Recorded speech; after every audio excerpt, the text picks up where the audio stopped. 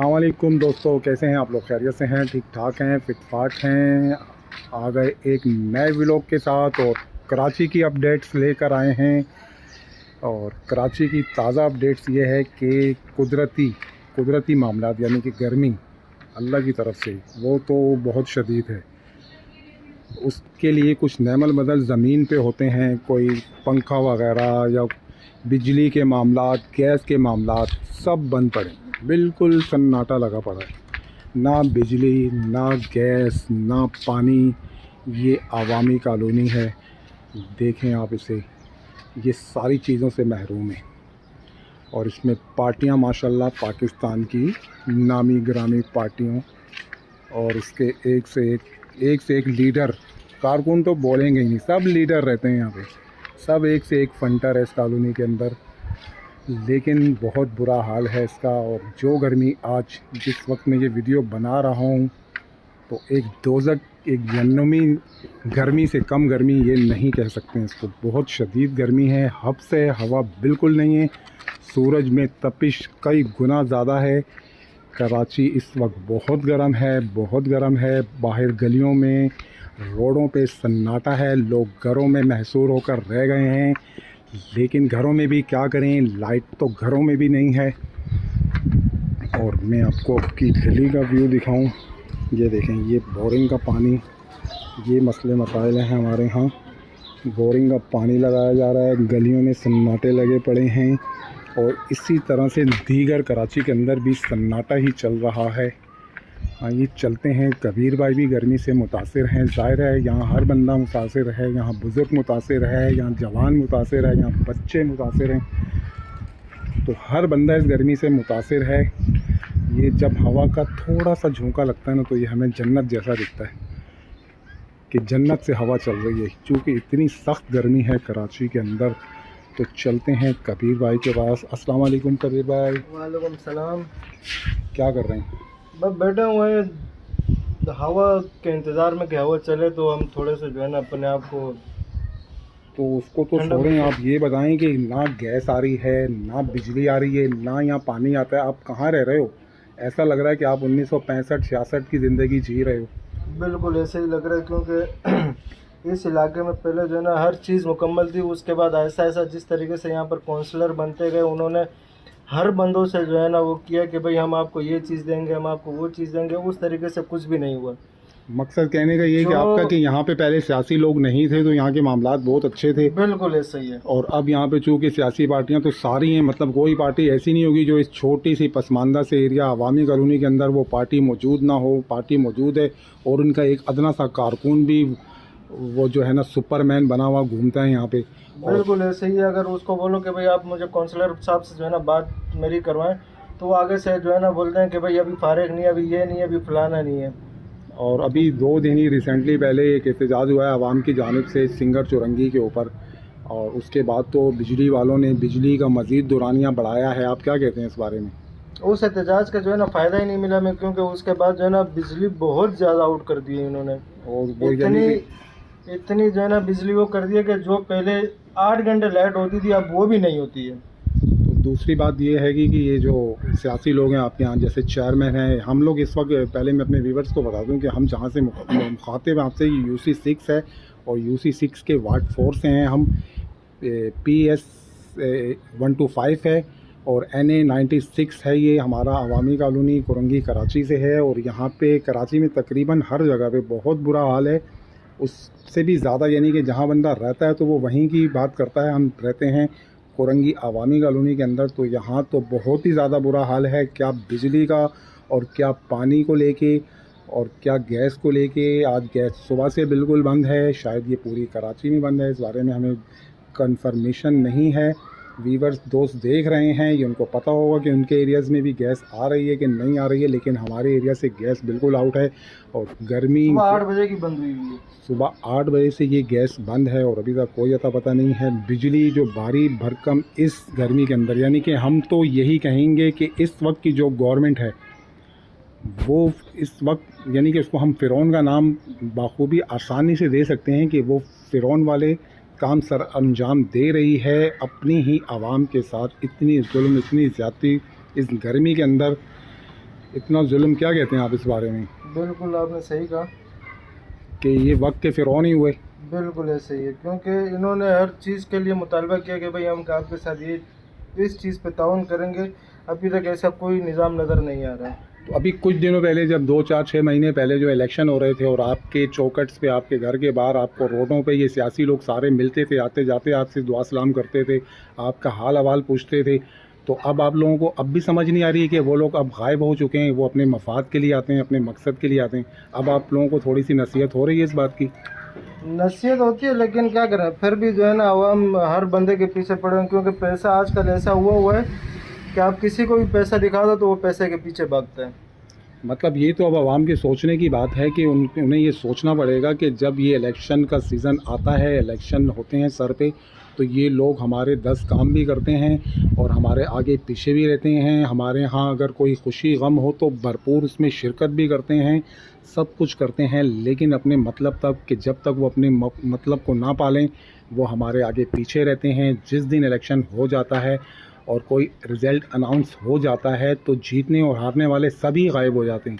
तो ये एक मफाद परस्त टोला है पाकिस्तान के अंदर, और स्पेशली जहाँ से मैं बात कर रहा हूँ, कराची अवामी कॉलोनी के अंदर से, ये एक मफाद परस्त टोला है जो अपने मकासद के लिए, जो अपने आप को फ़ायदा देने के लिए ज़ाती इतनी पब्लिक को यूज़ कर लेता है, दोस्ती यारी की नज़र, उससे मोहल्लेदारी की नज़र से यूज़ करके बाद में इनको वो टिश्यू की तरह डस्टबिन में डाल देता है और उनके कोई मसले मसाइल हल नहीं होते। फिर उनके पास 10 बातें होती हैं बताने के लिए, जब उनके पास चले जाओ कि आपने हमसे ये वादे किए थे कि हम आपके ये काम करेंगे, हम आपके ये काम करेंगे, और आगे से फिर उनका रेफरेंस होता है कि हमसे जो पहले गए हैं वो इतना बिगाड़ के गए हैं, सुधार में टाइम लगेगा।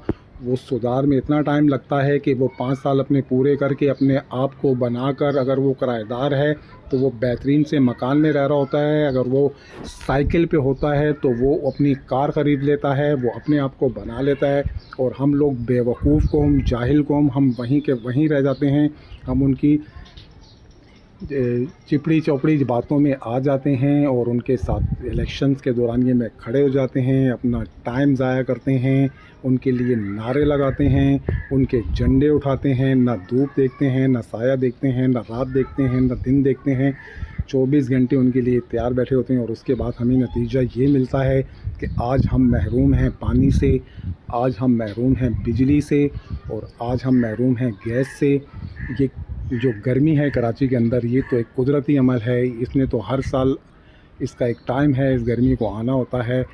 लेकिन खुदारा ये बिजली बंद ना करें इस गर्मी के अंदर, इस भारी भरकम लोड शेडिंग, 14 15 घंटे अगर आप लोड शेडिंग करेंगे तो पीछे टाइम क्या बचता है? ना लोग सो पा रहे हैं, ना लोग जाग पा रहे हैं, ना लोग काम कर पा रहे हैं। उसके ऊपर इतने भारी भरकम बिल। आपका बिल कितना आता है बिजली का? मैक्सिमम तकरीबन कोई नहीं तो 10,000 15,000 इस तरीके से बिजली का बिल आता है, और जबकि बिजली होती नहीं है। और आपके घर में कितने कमरे हैं? हमारे घर में सिर्फ और सिर्फ एक कमरा है। एक कमरे का मकान है इनका, और इनका बिल जो है ना 10,000 से तजावुज़ करता है। अब आप ये अंदाज़ा लगा लें कि एक कमरे के मकान के अंदर आपके जो घर में है कोई एसी वगैरह इस तरह का कोई नहीं, सिस्टम? कुछ भी ऐसा नहीं है, सिर्फ एक पंखा और 2-3 बल्ब लगे हुए हैं।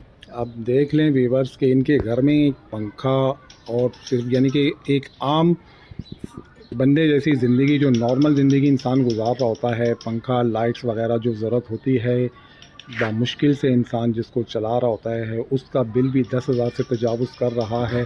तो ये कमाएंगे क्या और खाएंगे क्या और बच्चों को पढ़ाएंगे क्या? और ये तो सिर्फ बिल ही दे देंगे कि के इलेक्ट्रिक वालों की हठधर्मी देखिए कि उन्होंने जो है जुल्म बनाया हुआ है कराची की आवाम के साथ, और कोई पूछने वाला नहीं है। यहाँ एक पार्टी इक़्तिदार से चिपकी हुई है पिछले 17 साल से। आप पीपल्स पार्टी के बारे में क्या कहते हैं? पिछले 17 साल से वो कराची के अंदर गवर्नमेंट कर रही है, मुसलसल गवर्नमेंट से चिपकी हुई है। आपको कोई कराची में कोई तरक्याती काम होता हुआ दिखा, या फिर आपको ये दिख रहा है कि आगे कोई मज़ीद बेहतरी आ सकती है? मैं बाहर का तो कुछ भी नहीं बोल सकता, क्योंकि ज़्यादातर इसी इलाके के अंदर रहते हैं, लेकिन इलाके में जो है ना अभी तक कुछ चीज़ नज़र नहीं आई जैसी, क्योंकि इन्होंने पिछले दिनों वो किया था कि भाई हम आपकी गलियां पक्की करवाएंगे, हम आपके सीवरेज लाइनें जो है ना सही करवाएंगे। काउंसलर साहब सिर्फ यही बोल के उसके बाद नज़र नहीं आए। अच्छा, ये देखें सिर्फ काउंसलर तो नहीं, इसमें चेयरमैन भी शामिल हैं। लेकिन चेयरमैन साहब जो है ना, यही बात है कि काउंसलर जो है ना चेयरमैन पर डालते हैं। चेयरमैन साहब बोलता है कि मैंने काउंसलर को ये करने को बोला, वो करने को बोला, और वो करता नहीं है। तो ना चेयरमैन साहब नज़र आते हैं, चेयरमैन तो बिल्कुल जो है ना टीवी से जो है ना गायब हुआ है। बहरहाल मेरी वीडियो बनाने का मकसद और सिर्फ इतना है कि आप ख़ुद जाग जाइए, आप ग़ुलामी से बाहर निकलिए, आप चंद लोगों के फ़ायदे के लिए उनका इस्तेमाल में ना आएँ। खुदारा ये पीपल्स पार्टी, ये नून लीग, ये जितनी भी जमातें हैं इनका पीछा छोड़ें। ये हमारे लिए कुछ भी नहीं कर सकते। ये अपने बच्चों का अपना ही भला सोच रहे हैं, वो शानदार ज़िंदगी जी रहे हैं। मुश्किल है तो सिर्फ हमें है, हम क्यों इनके झंडे उठाते हैं, हम क्यों इनके नारे लगाते हैं। अगर अब भी कुछ लोग नहीं सोच सकते हैं तो वो ज़रूर सोचें कि खुदारा ये जुल्म तो हमारे साथ ही हो रहा है, हम ही इन्हीं के झंडे उठाएं, हम ही इन्हीं के नारे लगाएं और हम ही इनके इलेक्शनों के लिए हम इनसे अपने सर भी फटवाएं। हम लंबी लंबी कतारों में खड़े होकर इनको वोट भी दें, वोट कास्ट करके आएँ, इनके लिए शाम तक बेचैनी से इंतज़ार भी करें कि मेरी ये पार्टी जीत जाए, और वो जीतने के बाद हमें लिफ्ट ही ना कराए। तो ये बहुत गलत बात है। ये आवाम को सोचनी होगी ख़ुद से।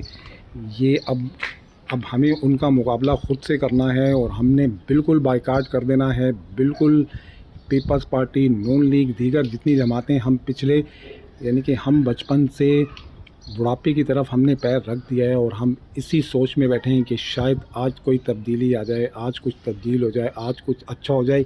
यही देखा है मैंने अपने वालिदैन को, वो भी यही सोचते सोचते इस दुनिया से गुज़र गए हैं और हम भी यही सोचते सोचते इस दुनिया से गुज़र जाएंगे।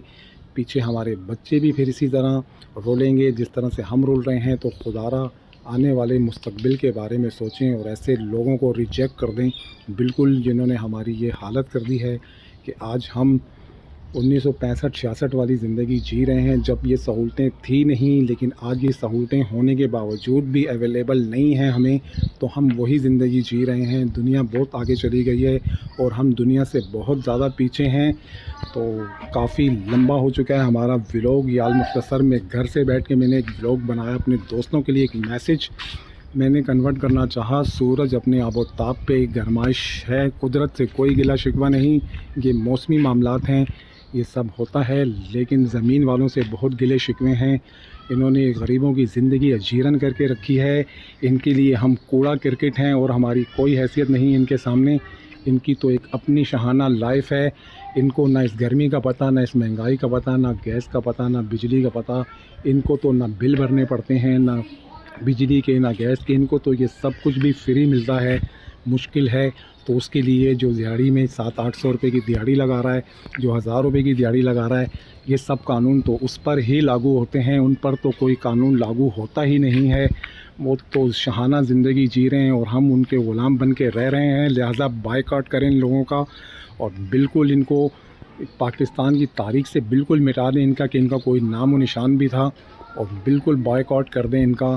खुदारा मेरे इस मैसेज को आगे ज़्यादा से ज़्यादा फैलाएं, वरना हमारी आज जो हालत है आने वाले वक्त में इससे भी बदतर हो जाएगी और ये हमारे बच्चे इससे भी बदतर ज़िंदगी गुजारेंगे। हम तो गुजार ही रहे हैं, गुज़र चुकी है बहुत ज़्यादा, कुछ ही बाकी है। लेकिन हमारे बच्चों का एक बहुत बड़ा मुस्तकबिल है जो हमारे हाथों से बर्बाद हो रहा है। खुदारा उसे बर्बाद ना करें। अब मैं चाहूँगा आपसे इजाज़त, तो मेरी जानिब से अल्लाह हाफ़िज़।